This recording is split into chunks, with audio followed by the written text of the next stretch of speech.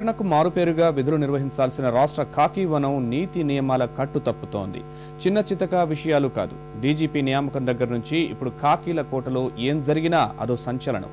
కింది స్థాయి పోలీసు అధికారుల అవినీతి వరకు కొంతకాలంగా ఆ శాఖలోని వ్యక్తులే చేసుకుంటున్న ఫిర్యాదులు వారి బాధ్యతారాహిత్య ప్రవర్తన వివాదాలకు దర్పణంగా నిలుస్తున్నాయి. వ్యక్తిగత విమర్శల నుంచి వృత్తిపరమైన వైఫల్యాల వరకు ప్రతి అంశం శాఖ పనితీరుపైనే తీవ్ర ప్రభావాన్ని కనబరుస్తున్నాయి. దీనికి ముగింపు పలకాల్సిన ప్రభుత్వ వర్గాలు నిమ్మకు నీరెత్తినట్లు వ్యవహరిస్తుండటంతో నిత్య వివాదం జనసంకటంగా మారింది ప్రస్తుత పోలీసు శాఖ పరిస్థితి.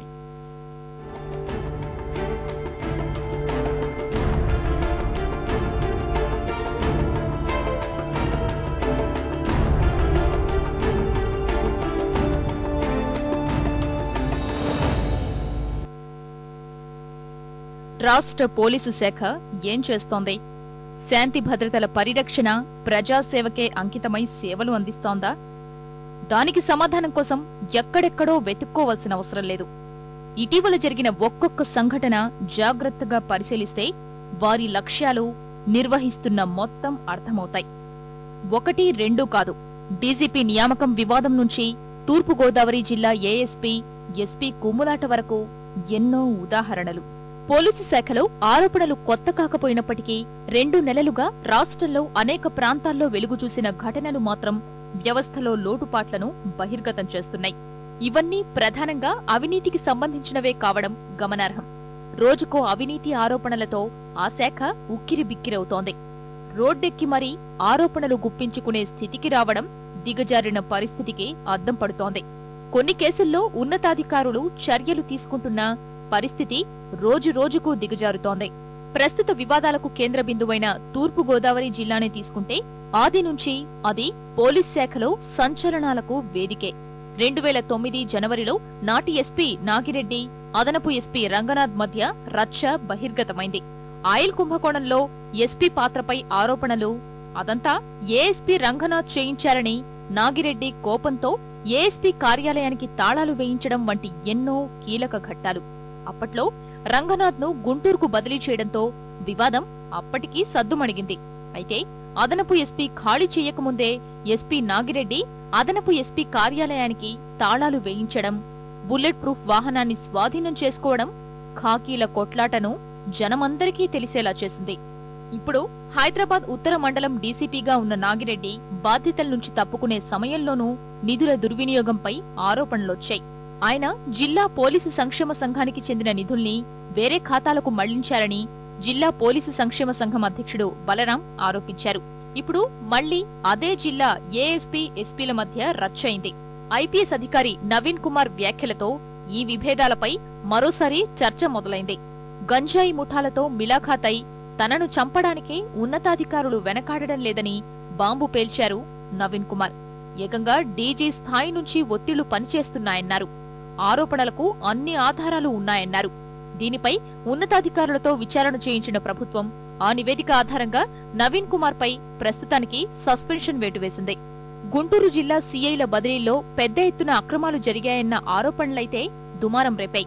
10ల సంఖ్యలో సీఐలను వేకెన్సీలో పెట్టిన ఐజీ తరువాత అందరికీ ఒకేసారి పోస్టింగులు ఇవ్వడం సందేహాలకు తావిచ్చింది. 1.5 కోటి వరకు చేతులు మారాయన్న ఆరోపణలకు తరువాత జరిగిన పరిణామాలు అప్రతిష్ఠ తీసుకొచ్చాయి. చివరకు బదిలీలు నిలిపివేసి తీరిగ్గా విచారణకు ఆదేశించారు. సీఐల బదిలీలో పెద్ద ఎత్తున డబ్బు చేతులు మారిందని ఈ స్థాయిలో ఆరోపణలు రావడం ఇదే ప్రథమం. పోస్టుకు ఇంత అని ధర నిర్ధారించి మరీ వసూలు చేశారన్న అంశంపై బహిరంగ చర్చ జరిగింది. సాక్షాత్తు ఐజీ స్థాయి అధికారే బహిరంగంగా రోడ్డెక్కి మరీ పోస్టింగుల కోసం డబ్బు వసూలు చేశారని ఆరోపణలు రావడం పోలీసు శాఖ పరువును బజారుకీడ్చింది. వరంగల్ అదనపు ఎస్పీ పనసారెడ్డి భూ వివాదానికి సంబంధించి అక్రమంగా కేసులు నమోదు చేసినట్లు ఆరోపణలొచ్చాయి. వరంగల్ జిల్లాలో ఓఎస్డీగా పనిచేసిన పనసారెడ్డి తూర్పుగోదావరి జిల్లాలో తన కుటుంబానికి సంబంధించిన భూ వివాదానికి సంబంధించి అమాయకులపై అక్రమంగా గంజాయి కేసులు నమోదు చేశారన్న ఆరోపణలు వెలుగుచూశాయి. ఈ నేపథ్యంలో ఆయనను ఆదిలాబాద్ జిల్లాకు బదిలీ చేశారు. తూర్పుగోదావరి జిల్లా ఎస్పీ కార్యాలయంలో పనిచేస్తున్న అనిల్ జాన్సన్ అనే ఉద్యోగి ఓ హోంగార్డు కుటుంబాన్ని లైంగికంగా వేధిస్తున్నాడన్న విషయం బయటపడింది. దాంతో ఆయనను సస్పెండ్ చేశారు. కృష్ణా జిల్లా నందిగామలోని ఓ క్లబ్తో కుమ్మక్కైన స్థానిక పోలీసులు దానిపై జరుగుతున్న ఆకస్మిక తనిఖీని ముందుగానే లీక్ చేయడంతో పాటు నిందితులు పారిపోయేందుకు సహకరించారన్న కారణంగా ఓ డీఎస్పీ, సీఐ, ఎస్ఐలను సస్పెండ్ చేశారు. విశాఖపట్నం జిల్లాకు చెందిన సీఐ పులి విజయ్ కుమార్ గంజాయి కేసులో ఏకంగా అరెస్ట్ అయి జైలుకు వెళ్లాడు. గంజాయి నిందితుల నుంచి డబ్బు మాయం చేసిన కేసులో నర్సీపట్నం రూరల్ ఎస్ఐ అర్జున్ను కూడా సస్పెండ్ చేశారు. గండూరు ఉదంతం మొదలు విశాఖలో సస్పెన్షన్ వ్యవహారాల వరకు అన్నీ ఒక్క నెల రోజుల్లో జరిగినవే. ఒకేసారి ఇన్ని ఆరోపణలు చుట్టుముట్టడంతో పోలీసు శాఖ పరువు బజారున పడింది. మరోవైపు విశాఖపట్నం జిల్లాకు చెందిన మరో 2 సీఐలు, ఒక ఎస్ఐపై చర్యకు రంగం సిద్ధమైంది. గతంలోనూ అడపాదడపా ఇలాంటి సంఘటనలు చోటు చేసుకున్నా సరైన బాధ్యతలు అప్పగించడం లేదన్న ఆరోపణలపై ఐపీఎస్ అధికారి సుందర్ కుమార్ దాస్ అప్పటి నిఘా విభాగాధిపతి అరవిందరావుపై సైఫాబాద్ పోలీస్ స్టేషన్లో ఎస్సీ/ఎస్టీ అట్రాసిటీ కేసు పెట్టారు. బాధ్యతలు చేపట్టిన తరువాత మర్యాదపూర్వకంగా కలవడానికి వెళ్లిన తనతో విశాఖపట్నం డీఐజీ సౌమ్య మిశ్రా అమర్యాదగా ప్రవర్తించారని అప్పటి శ్రీకాకుళం జిల్లా ఎస్పీ శ్రీకాంత్ ఆమెపై పోలీస్ స్టేషన్లో ఎస్సీ/ఎస్టీ వేధింపుల కేసు పెట్టారు. ఎస్పీ బంగ్లా విషయంలో Guntur urban SP Shyam Sundar, rural SP Ravichandra మధ్య నెలకొన్న వివాదం పేరు పలకలు తొలగించుకునే వరకు వెళ్లింది. ఆ స్టేషన్ హౌస్ ఆఫీసర్ పోస్టింగ్లలో రాజకీయ ప్రమేయం వచ్చేసింది. రాజకీయ ప్రమేయం వచ్చేసిన తర్వాత నాకు రాజకీయ అండగా ఉన్నాడని ఆయన యథేచ్ఛగా ఆయన ఇష్టం వచ్చేసినట్టుగా వ్యవహరించడం మొదలుపెట్టాడు. మొదలుపెట్టేసరికి ఈ పోస్టింగ్లలో కొంచెం డబ్బులు చేతులు మారుతున్నాయటువంటి అలిగేషన్స్ కూడా మనం పేపర్లో చూస్తూనే ఉన్నాం. ఇది ఒక స్టేషన్ హౌస్ లెవెల్ కాకుండా ఇప్పుడు ప్రతి వారికి పవర్ అనేది కాన్షియస్నెస్ పెరిగిపోయి హోదాలను మరిచి అందరూ దాని వెనకాల పడి పరిగెత్తున్నారు. ఇవన్నీ ఒకెత్తైతే పోలీస్ విభాగాధిపతి పోస్టే బంతాటుగా మారడం మరో ఎత్తు. ప్రస్తుత ఇన్ఛార్జి, మొన్నటి వరకు పూర్తిస్థాయి డీజీపీ అయిన దినేష్ రెడ్డి, మరో ఐపీఎస్ ఉమేష్ కుమార్ మధ్య మొదలైన వివాదంలో ఎన్నో మలుపులు.